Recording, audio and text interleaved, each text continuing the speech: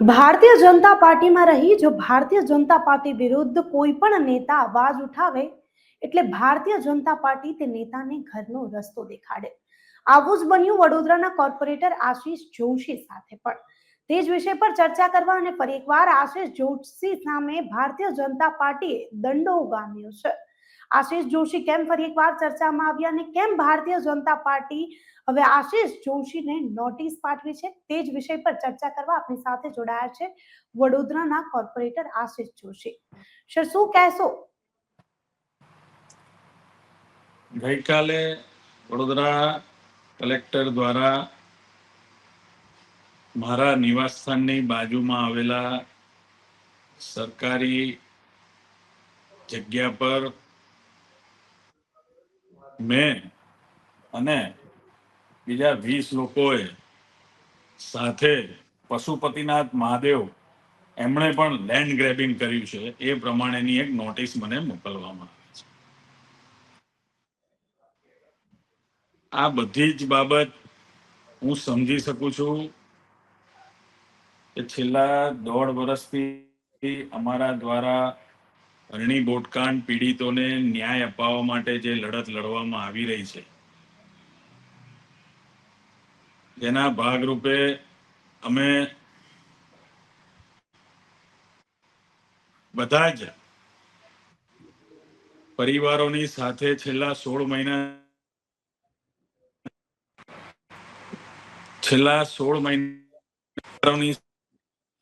રહી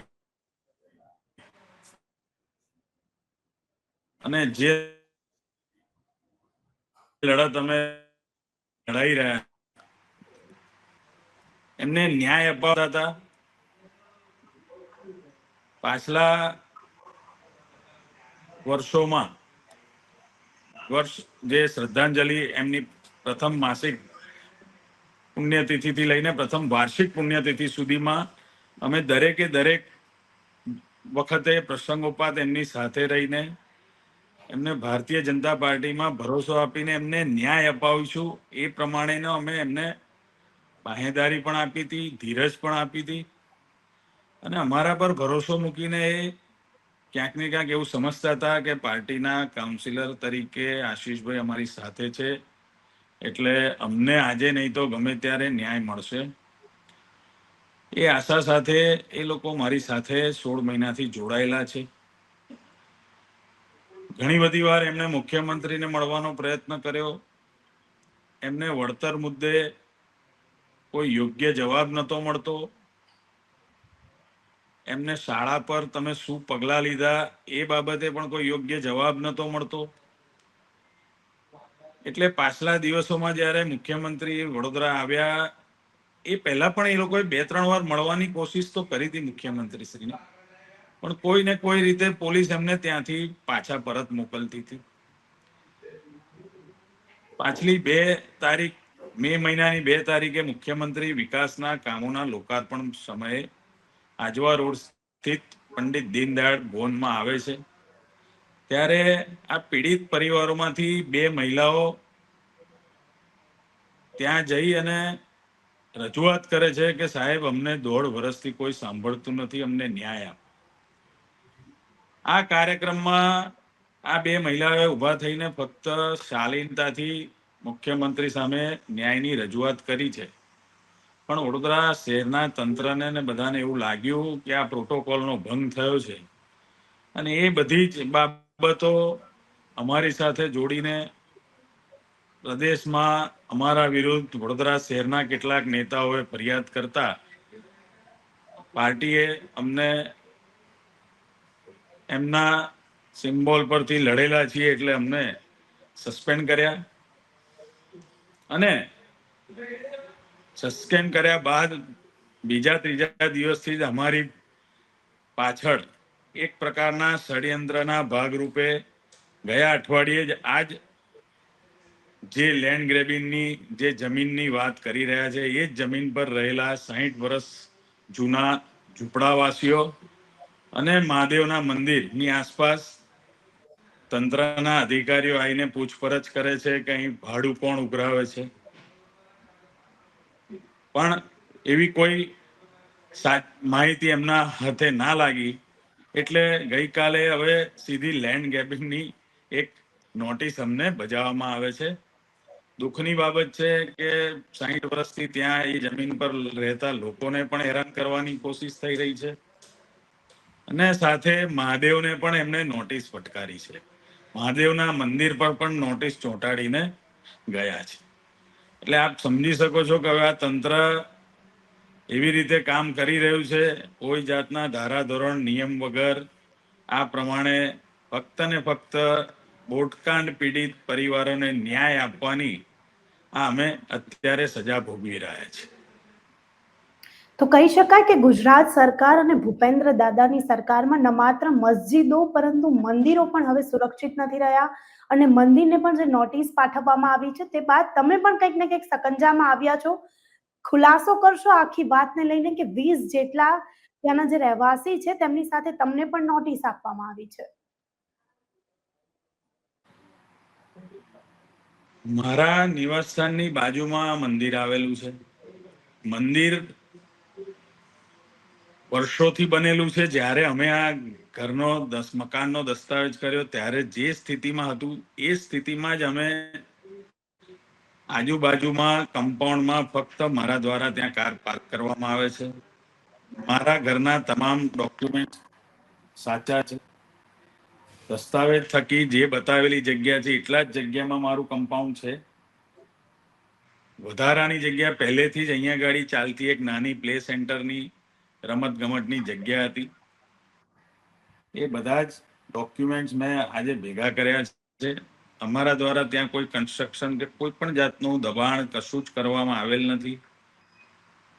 મહાદેવને નોટિસ આપી છે તો હું તમને ચોક્કસ કહીશ કે પાછલા 2 મહિનામાં સુપ્રીમ કોર્ટના આદેશથી તમામ ધાર્મિક સ્થાનોને કોર્પોરેશન દ્વારા આઈડેન્ટિફાઈ કરીને નોટિસ આપવામાં આવી છે.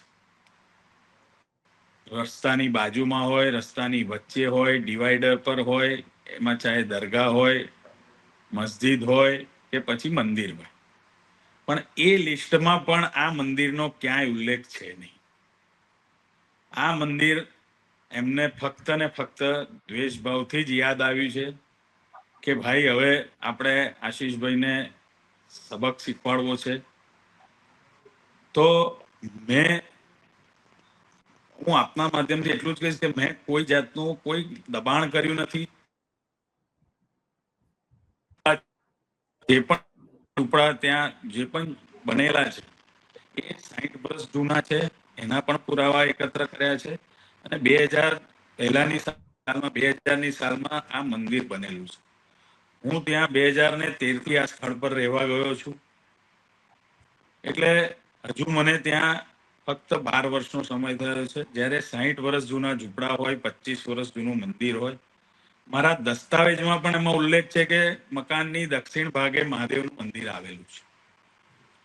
ત્યારે આપ સમજી શકો છો કે કયા પ્રકારે તંત્ર હવે ડરીને આ જ રીતના ખોટા પગલા ભરવા પર અમારા પર અને ગરીબ ઝૂંપડાવાસીઓ પર આ ખોટા પ્રકારની નોટિસ ભજવી છે. મુદ્દે વડોદરાના કોર્પોરેટર આશિષ જોશી, એટલે કે તમારું હવે કહેવું છે કે વડોદરા ભાજપના નેતાઓ તમને હેરાનગતિ કરવામાં કંઈ પણ કચાશ રાખવા માંગતા નથી. એ સત્ય છે. આજે જે પ્રમાણે તંત્રનો ઉપયોગ કરવામાં આવી રહ્યો છે એ પરથી ચોક્કસ એવું દેખાય છે કે આ નરી આંખે દેખાય છે કે ક્યાંય આશિષ જોશીએ કોઈ દબાણ નથી કર્યું, કોઈ શેડ નથી બાંધ્યો કે કોઈ કન્સ્ટ્રક્શન નથી કર્યું. એક પણ ઝૂંપડામાં પણ મારા નામનું કોઈ મીટર લાગ્યું હોય કે મારું કંઈક લેવા દેવા કે મારા કોઈ સગાવાલા રહેતા હોય એવું પણ કશું જ નથી પંચકેસમાં આવ્યું. જે કમ્પાઉન્ડ વોલ 31 વર્ષ જૂની હતી એ જ કમ્પાઉન્ડ વોલ હું અત્યારે યુઝ કરી રહ્યો છું ને એ જ મહાદેવના કમ્પાઉન્ડમાં મારી ગાડી પાર્ક થાય છે. બસ આ જ મેં લેન્ડ ગ્રેબિંગનો ગુનો કર્યો છે. બાકી હવે જે પણ નેતા છે, હું તો આપના માધ્યમથી માનનીય મુખ્યમંત્રીશ્રીને કહીશ કે એકવાર મારા પશુપતિ મહાદેવના દર્શન કરવા આવો અને મારા ત્યાં ચા પીવા આવો તો આપને ખબર પડશે કે મેં કયા પ્રકારનું લેન્ડ ગ્રેબિંગ કર્યું છે. એટલે તો આ સમગ્ર ઘટના શરૂ ત્યાંથી થઈ હતી. આપણા મૃદુ અને મક્કમ કહેવાતા મુખ્યમંત્રી, જેને હંમેશા આપણે મૃદુતા જાળવતા જોયા છે, તેઓ પોતાના આ જાહેર કાર્યક્રમમાં કંઈક ને કંઈક પોતાનું ભાન ભૂલ્યા હતા, રોષે ભરાયા હતા અને મહિલાઓને ખખડાવી હતી. ત્યારે એ જ મહિલાઓ સાથે તમારું કનેક્શન જોડવામાં આવી રહ્યું છે. એ મહિલાઓને તમે કેટલા હદે ઓળખો છો? બેન, આ તમામ 14 પીડિત પરિવાર સાથે મેં પૂરેપૂરા 16 મહિનાથી એક દિવસ એવો નહીં હોય એમને મારી સાથે ચર્ચા નહીં કરી હોય. એમના બનાવેલા વોટ્સએપ ગ્રુપમાં પણ હું સ્ત્રી છે અમારી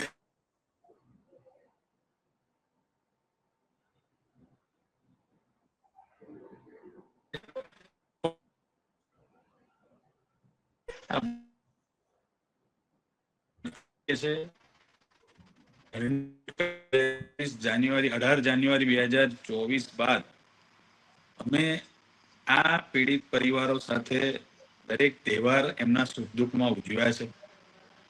જાન્યુઆરી મહિનાની ઉત્તરાયણ પછી બનેલો આ બનાવ, એના પછી આવેલી હોળી ધૂળેટી હોય કે રક્ષાબંધનનો તહેવાર હોય કે પછી નવરાત્રી હોય, દિવાળી હોય, તમામ તહેવારમાં હું એમની સાથે રહ્યો છું. આપ સમજી શકો છો કે જ્યારે ઈદ હોય ત્યારે પણ હું આ પરિવાર સાથે રહ્યો છું. આ પીડિત પરિવારમાંથી મુસ્લિમ બહેનો સાથે મેં રાખડી બંધાવી છે. હિન્દુ આ સરલા શિંદેનું આપ ઘર જોશો તો ખૂબ ગરીબ પરિવારમાંથી છે, ફક્ત 4 પતરા જ છે. એટલે હું એમની સાથે સંકળાયેલો જ છું અને એમને ન્યાય અપાવવા માટે પહેલા જ દિવસથી મને ખબર જ હતી કે હું જે કરી રહ્યો છું એ આજે નહીં તો કાલે મારી પાર્ટીને નહીં ગમે. પણ હું મનથી મક્કમ થઈને જ આ વિસ્તારના એક કોર્પોરેટર તરીકે મેં મારી ફરજ નિભાવી છે. હું આજે પણ હિન્દુત્વને માનનારો, ભારતીય જનતા પાર્ટીને અમારા આદર્શ છે પંડિત દીનદયાળ ઉપાધ્યાય ને શ્યામા પ્રસાદ મુખર્જીની પંચનિષ્ઠા પર ચાલનારો જ વ્યક્તિ છું. પણ મારા શહેરના અમુક મારા વિરોધી નેતાઓને મારી આ કામગીરી નહીં ગમી. કારણ કે આ બોટકાંડ જે થયું એમાં જે કોન્ટ્રાક્ટ આપવામાં આવ્યો એ કોન્ટ્રાક્ટરો ક્યાંક ને ક્યાંક અમારા વડોદરા શહેરના નેતાઓ જોડે ગરોબો ધરાવે છે. એટલે મારી આ ન્યાયની લડત એમને નડી છે અને એનો હું ભોગ બન્યો છું. તમે કલેક્ટર પર પણ ગંભીર આક્ષેપો લગાવ્યા છે. કલેક્ટરને લઈને પણ તમે જે મોટા આક્ષેપો કર્યા છે, કેમ? કલેક્ટર પર નોટિસ કલેક્ટરે આપી છે. જો આશીષભાઈએ ત્યાં કોઈ બાંધકામ કર્યું હોય, ત્યાં કોઈ રેવન્યુ એનાથી જનરેટ થઈને આશીષભાઈના ગજવામાં આવતો હોય, તો સરકારી જમીન હડપ કરવાનો ગુનો હોય કે સરકારી જમીન પર દબાણ કરીને રૂપિયા રળવાનો ગુનો હોય, એને લેન્ડ ગાડી પાર્કિંગ કરવી જો એ ગુનો છે એ એમના મગજમાં આવે છે. તો વડોદરા શહેરમાં તમામ ગાડીઓ સરકારી જગ્યા પર જ પાર્ક થાય છે, 90% ગાડી. તો આ કયા પ્રકારનું તંત્ર છે આપ સમજી શકો છો. એટલે જ મેં કીધું કે માનનીય મુખ્યમંત્રી એક વખત પશુપતિનાથ મહાદેવના દર્શન પણ કરે અને સાચી સ્થિતિનો જે પણ દેખાર છે, જે ચિતાર છે, જુએ તો ખબર પડે કે હવે આ બદલો લેવાની જે ભાવના છે એનાથી હટીને આ પરિવારને ન્યાય આપવાની ભાવના રાખવી જોઈએ. નહીં કે આ ગરીબોના ઝૂંપડા હટાવવા કે ગરીબોને હેરાન કરવા. 16 મહિનાથી જે પીડિત પરિવાર વળતર માટે આમ તેમ ભટકી રહ્યો છે, તંત્ર પર, શાળા પર એક્શન લેવાની જગ્યાએ તમે એમને ઇન્ટ્રોગેશનમાં લઈ જાઓ છો. 3-3, 4-4 કલાક પૂછવામાં આવે છે કે તમે કઈ રીતે અંદર આયા. ક્રાઇમ બ્રાન્ચ એમને ઉઠાઈને લઈ જાય છે. એટલે રજૂઆત કરવી કોઈ ગુનો નથી આ દેશમાં. અને એટલું જ નહીં, રાજાને રજૂઆત આપણા મુખ્યમંત્રીએ તો તેમને એજન્ડાથી આવેલા ગણાવ્યા હતા.